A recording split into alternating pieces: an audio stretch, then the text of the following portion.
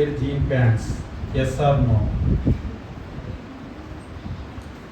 లేడీసే కదా. అంటే వాస్తవంగా ఇప్పుడు మనం పాత నిబంధనలో లేము. పాత నిబంధనలో అయితేనేమో పురుషుడు స్త్రీ వేషము, స్త్రీ పురుష వేషము ధరించకూడదు అని అంటారు.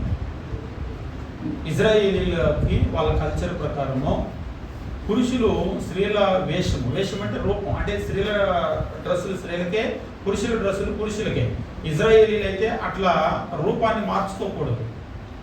ఇక ఇప్పుడు మనకు అట్లా కాదు. అసలు ఇప్పుడు పెద్ద ప్రశ్న ఏంటంటే అసలు ఎందుకు పురుషులు బట్టలు వేసి స్త్రీల బట్టలు వేయాలి? ఏ ఎవరి బట్టలు కూడా అర్థం కావట్లేదు. ఎందుకంటే పురుషులు వేసుకునే ప్యాంట్లు స్త్రీలు వేసుకొని తిరుగుతున్నారు. కింద వాళ్ళు జీన్ ప్యాంట్లు వేసేసుకుంటున్నారు. అది జీన్ ప్యాంట్ అని కూడా తెలియట్లేదు. ఏదో లెగిన్స్ ఏమో అని అనుకుంటూ ఉన్నారు. అట్లా అయిపోయింది అనమాట. ఇక ఆడవాళ్ళ బట్టలు నచ్చితే మగవాళ్ళు కూడా పెట్టుకొని తిరుగుతున్నారు. తల క్లిప్పులు పెట్టేసుకుంటున్నారు, పెంచేసుకుంటున్నారు, క్లిప్పులు పెట్టుకుంటున్నారు, ముక్కులు పెట్టుకుంటున్నారు, చెవులకు పెట్టుకుంటున్నారు, అన్నీ పెట్టుకుంటున్నారు. ఇక ఆడవాళ్ళని తేడా లేకుండా పోయింది. ఇది ఆడవాళ్ళది, ఇది మగవాళ్ళది అనేటువంటి తేడా లేకుండా పోయింది. ఇక వాక్య ప్రకారంగా ఏంటి మరి పరిస్థితి? సరే లోకం అంటే అట్లా ఉంది, కానీ వాక్య ప్రకారంగా ఏమిటి పరిస్థితి అని చెప్పేసి అంటే పాత నిబంధనలు అయితే పురుషులు స్త్రీల వేషము, స్త్రీలు పురుషుల వేషం ధరించకూడదు. మనం ఇప్పుడు పాత నిబంధనలో లేం కాబట్టి, కొత్త నిబంధనలో ఉన్నాం కాబట్టి అటువంటి ఆజ్ఞ మనకు ఉందంటే మనకు లేదు. కానీ అపోస్తులైన పౌలు తిమోతికి ఒక మాట చెప్తూ ఉంటాడు. అదేమిటంటే నీ యవ్వనాన్ని బట్టి ఎవడు కూడా నిన్ను తుణీకరివ్వకుండా నువ్వు పరిశుద్ధులకు మాదిరిగా ఉండని అంటాడు. కాబట్టి మన మాట, మన వస్త్రాలు, మన రూపము అంతా ఎదుటి వాళ్ళకి మాదిరికరంగా ఉండాలి. తుణీకరించబడే విధంగా ఉండకూడదు. అది హెయిర్ స్టైల్ కూడా కావచ్చు, బట్టలు కూడా కావచ్చు. కొంతమంది చింపుకున్న బట్టలు వేసుకుంటారు, బెగ్గర్ జీన్స్, అటువంటివి కూడా కావచ్చు. ఏదైనా సరే మనం మాదిరికరంగా ఉండాలి. పలానా పిల్లలు చూడండి ఎంత పద్ధతిగా ఉంటారో అన్నట్లుగా మనల్ని గురించి చెప్పుకోవాలి, కానీ తుణీకరించే విధంగా మన వస్త్రాలు ఉండకూడదు.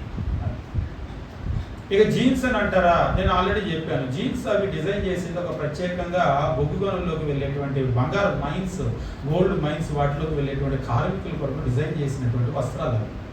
ఎందుకంటే మురికి అవ్వకుండా గట్టిగా ఉంటాయని వేసుకున్నారు. మరి ఇప్పుడు వీళ్ళు ఇది స్టైల్ అని వేసుకుంటూ ఉన్నారు జీన్స్. కాబట్టి వాళ్ళు వేసుకునేటువంటి వాళ్ళకేమో తయారు చేసింది వాళ్ళు గట్టిగా ఉంటుంది కదా అని చెప్పేసి వాళ్ళకి ఆ వస్త్రాలు తయారు చేస్తే ఇప్పుడు స్టైల్ అయిపోయింది. చింపుకోవటం స్టైల్ అయితే చింపుకుంటారు, ఎలిసిపోవటం స్టైల్ అయితే ఎలిసిపోయినట్లుగా, ఉన్న ప్యాంట్ కూడా ఎలిసిపోయేటట్లుగా చేసుకొని వేసుకుంటూ ఉంటారు. ఇది స్టైల్ కొరకు వేసుకునేటువంటి.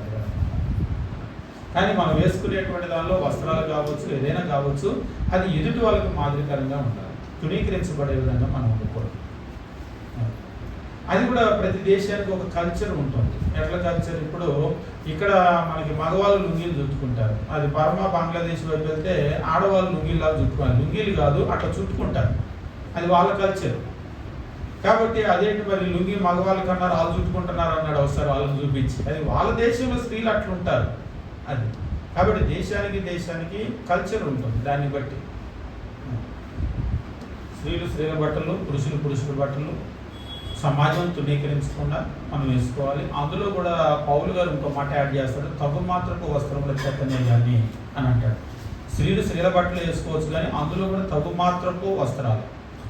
అంతేగాని కొంతమంది చెంకీలు దాని నిండా ఆ చెంకీలు కొట్టడానికి ఎన్ని రోజులు పడుతుందో డిజైన్ వర్క్ అని అంటూ ఉంటారు. తగు మాత్రపు వస్త్రముల చేతనే కానీ. కొంతమంది తల అల్లుకోవటం కూడా చాలా విచిత్రమైనటువంటి అల్లికలు, చాలా టైం పడుతుంది వాటికి. వస్త్రాలు కూడా విచిత్రమైనటువంటి అల్లికలు ఉంటాయి. ఇక అవన్నీ చెప్పకుండా ఆయన ఏమన్నాడంటే తగు మాత్రపు వస్త్రములు అని అన్నాడు. ఇక అంతే, అది ఇది అని చెప్పకుండా తగు మాత్రపు వస్త్రాలు.